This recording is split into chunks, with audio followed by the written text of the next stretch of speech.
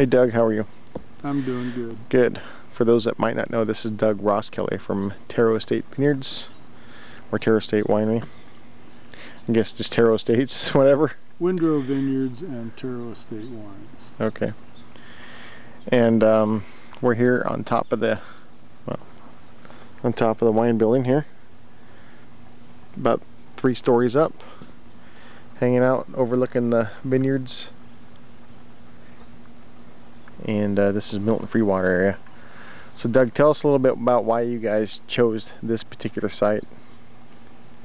When we were looking for property to put a winery on, we wanted to buy, my partner and I, Mike Tembrell, wanted to buy a vineyard to go with a winery. And we liked the wines coming out of the Walla Walla Valley.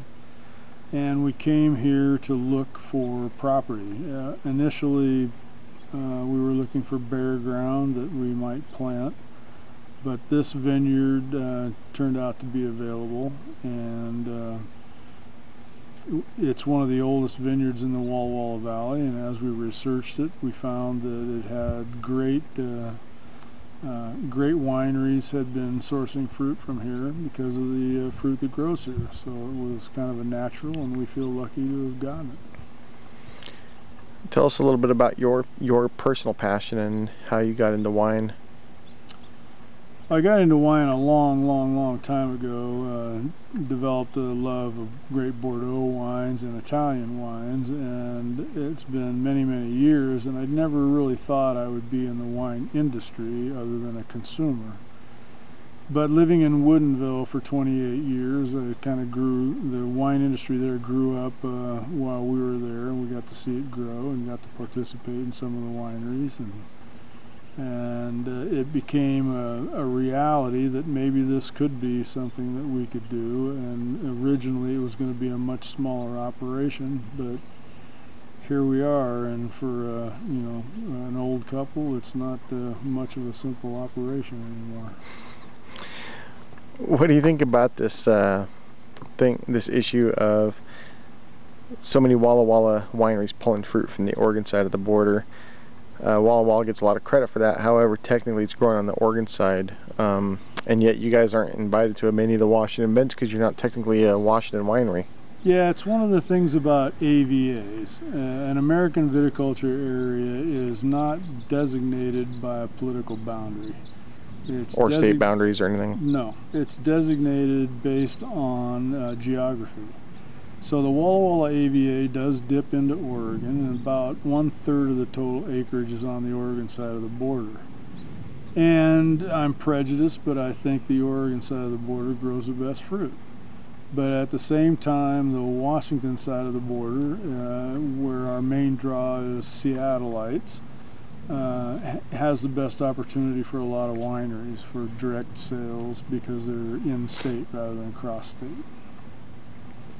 However, people can come here and buy them tax-free, right? People can come here and buy wine tax-free. Get a free bottle with every case of wine. And that won't be the case in your tasting room, right?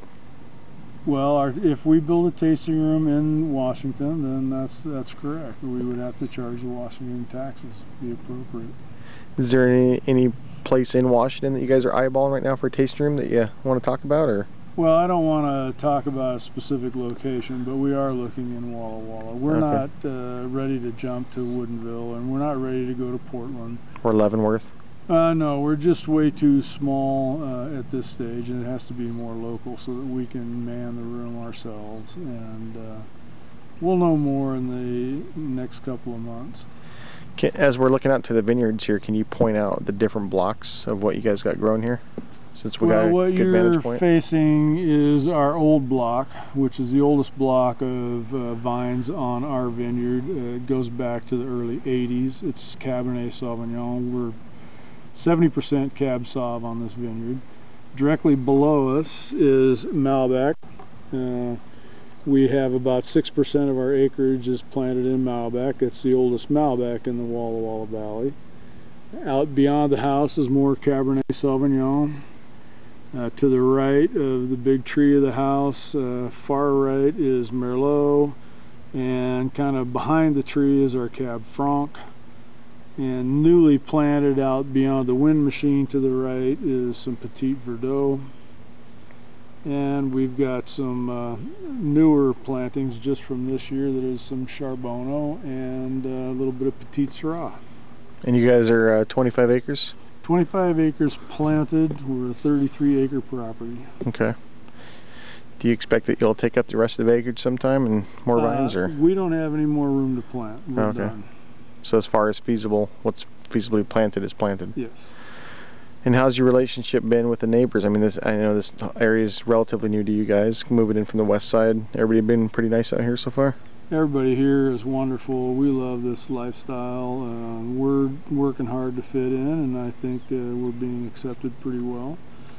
We work right alongside our neighbors. We're here. We live here 24/7, and we're farmers, and that's what people around here do. Your inaugural release was how many cases again? Our first release is 600 cases, 2007, and actually the first date for it will be October 9th, 2010. And you guys have already sold how much of that? It's about 1/3 sold. We're sold out of our Cab Franc and just about sold out of our Merlot. We have our other wines, our Tero Red, which is our red table wine, Walla Walla Cab Sauv, and our Windrow, which is our signature wine, is a Bordeaux blend made in the exact makeup that we have vines in this vineyard. If somebody was brand new to your wine, what would be a few things that you could say about it as to what would differentiate it from other wines in its price category? Well, I think number one, we focus on our estate fruit. So we're Windrow Vineyard, and Windrow Vineyard is different from any other vineyard in this valley or any other vineyard anywhere. And you would taste really, I know it's an overused term, but our terroir is our terroir, and we try to express that in our fruit. So we have dark wines. I think they're well polished. I think they have a lot of depth and a lot of character. Yeah, and as we talked about earlier today, I think some of them should age quite well too. I think you've got plenty of aging potential. Where do you see Tero Estates in the next 3 to 5 years in terms of production and maybe notoriety and that kind of stuff? Well, our growth plan is to grow slowly, eventually hitting 3,000 cases, maybe a little bit more than that, but we're not in a hurry to get there. We will change up a few things, only in that there's 1 or 2 wines that I'd still like to play with beyond our current portfolio. And Which would be what? well, I'd like to see if I can put together a Super Tuscan. That'll be a basic blend of Cabernet and Sangiovese, but I don't have that blend finalized yet, so we're still playing with it. And then we've got the Charbonneau and the Petit Syrah down here. So eventually, when those come online, we'll do something with those grapes. Cool. And people can check you guys out at teroestates.com. That's correct. Cool. Well, thank you very much, Doug.